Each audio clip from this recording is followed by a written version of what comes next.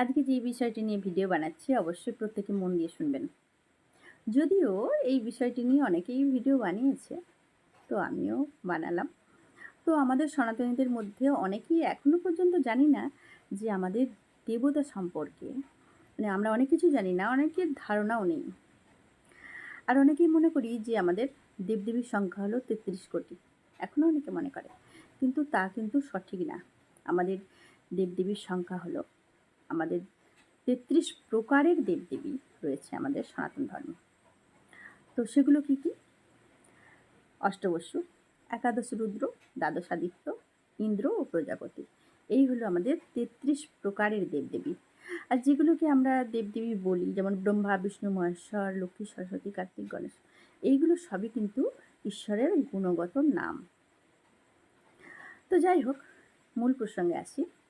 অষ্টবসু কোনগুলো? অষ্টবসু হলো পৃথিবী, অগ্নি, বায়ু, আকাশ, চন্দ্রমা, সূর্য, দৌ এবং নক্ষত্রমণ্ডল।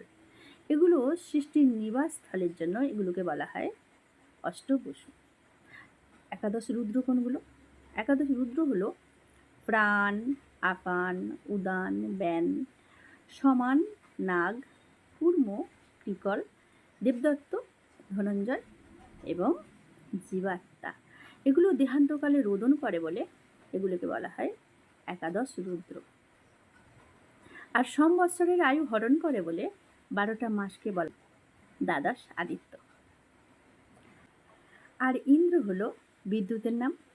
আর প্রজাপতি অর্থাৎ যজ্ঞ, যার দ্বারা বৃষ্টি শুদ্ধ হয়ে উত্তম অন্নাদি উৎপন্ন হয়।